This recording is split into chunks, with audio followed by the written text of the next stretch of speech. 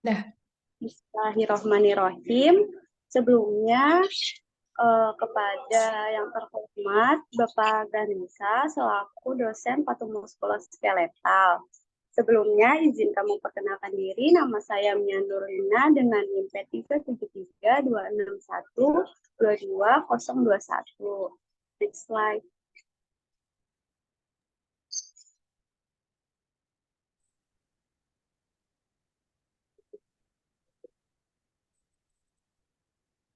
Baik, di sini saya akan menjelaskan tentang spina bifida. Next slide. Ini terdapat definisinya. Nah, spina bifida itu apa sih? Spina bifida adalah kelainan neural tube atau yang terjadi akibat kegagalan neural tube untuk menutup yang dengan sempurna. Nah, spina bifida ini berarti terbelahnya arcus vertebrae dan bisa melibatkan jaringan saraf di bawahnya atau tidak.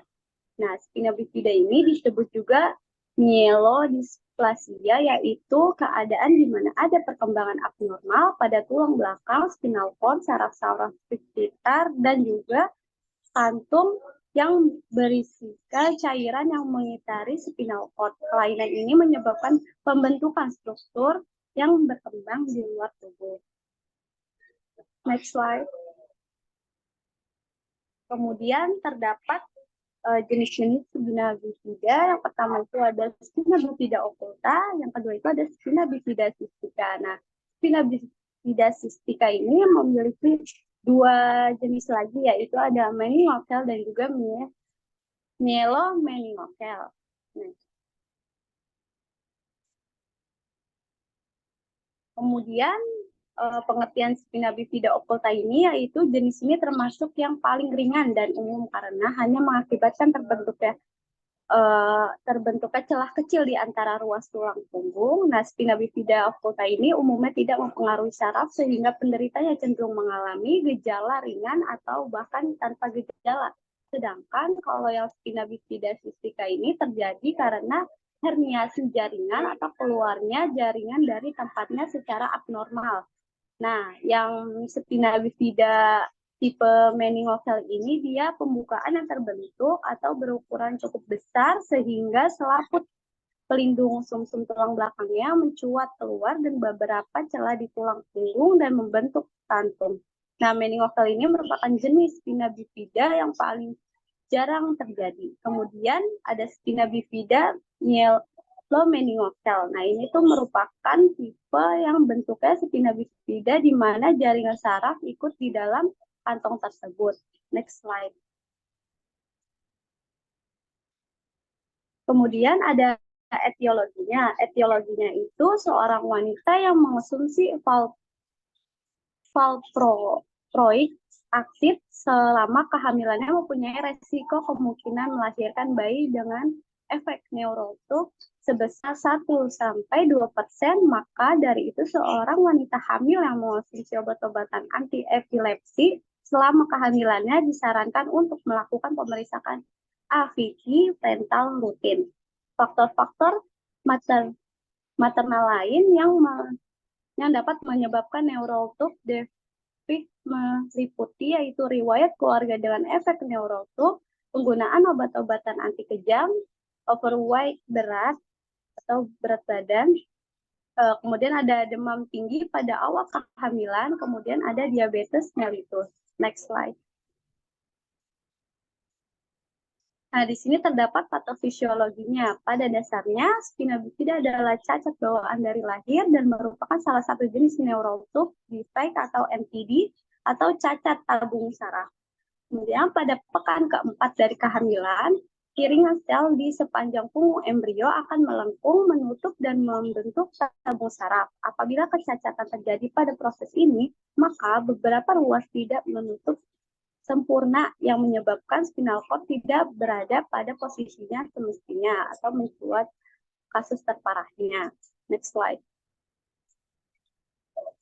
Kemudian ada faktor resikonya. Yang pertama itu ada memiliki riwayat keluarga dengan spina bifida. Yang kedua itu memiliki riwayat mengonsumsi obat-obatan anti kejang seperti asam proat, kemudian ada mengalami kekurangan asam folat, yaitu vitamin yang berperan penting dalam perkembangan janin. Kemudian ada menderita diabetes atau obesitas. Kemudian yang terakhir menderita kondisi tertentu seperti Down syndrome atau Edwards syndrome.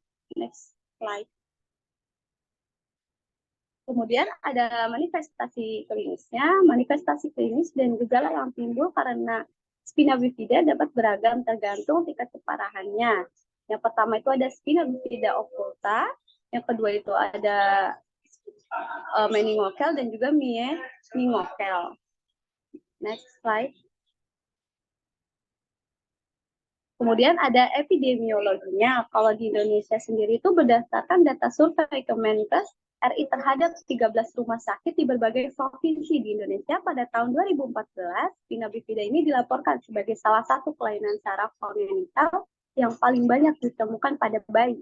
Nah, sebuah penelitian yang dilakukan di RSUPN, Dr. Cipto Mangunkusumo menunjukkan bahwa spina bifida terjadi pada 33,33% bayi yang lahir dengan cacat lahir. Nah, prevalensi pada jenis kelamin perempuan mendominasi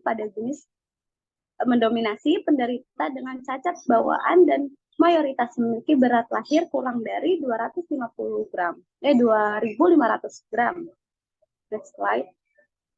Nah, kemudian ada komplikasinya. Nah, spina bifida yang ringan ini seperti jenis occulta umumnya tidak menyebabkan komplikasi, namun jenis kondisi yang cukup berat dan tidak segera ditangani dapat menimbulkan komplikasi berupa kelemahan otot hingga kelumpuhan, cacat tulang seperti skoliosis atau dislokasi pinggul, kemudian ada memicu hidrosefalus atau penumpukan cairan pada rongga otak, kemudian ada gangguan pada penggerakan usus, kelainan struktural otak atau tengkorak seperti malformasi Chiari tipe 2, gangguan buang air kecil dan juga gangguan buang air besar, kemudian juga ada memicu meningitis atau radang selaput otak. Next slide. Kemudian ada pencegahannya dengan cara mengkonsumsi 400 mikrogram asam folat setiap harinya. Jika telah mengalami kehamilan yang terpengaruh oleh kondisi ini, mungkin perlu mengambil dosis asam folat yang lebih tinggi sebelum kehamilan dan selama kehamilan awal. Nah, selain lewat suplemen, asam folat juga bisa didapatkan dari sayuran berdaun hijau tua, kuning telur, dan beberapa roti, pasta, nasi, dan sereal sarapan yang telah difortifikasi atau diperkaya. Kemudian di sini ada peran fisioterapinya, ada beberapa rencana perawatan fisioterapi untuk spina bifida meliputi kebutuhan posisi bayi. Kemudian ada pendidikan orang tua dan keluarga pada masa bayi. Kemudian ada intervensi dini untuk memberikan teknik fisioterapi untuk mendorong perkembangan kekuatan, keseimbangan, dan juga keterampilan motorik yang sehat sambil mengajarkan orang tua untuk menggabungkan teknik ini dalam kehidupan sehari-hari mereka. Kemudian fisioterapi berbasis sekolah untuk bekerja dengan anak-anak dengan spina bifida pada keterampilan motorik terkait sekolah dan alat untuk membantu kekurangan neurologis. Kemudian menyediakan perawatan yang sesuai untuk membantu anak-anak, orang dewasa dengan spina bifida termasuk kawat gigi, alat bantu jalan, dan juga kursi roda. Nah, pencegahan masalah yang lain kemungkinan terjadi termasuk obesitas melalui dorongan aktivitas berbasis kebugaran untuk meningkatkan kesehatan dan juga kesejahteraan jangka panjang.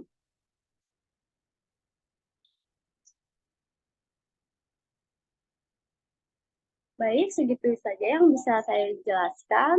Kurang lebihnya mohon maaf. Assalamualaikum warahmatullahi wabarakatuh.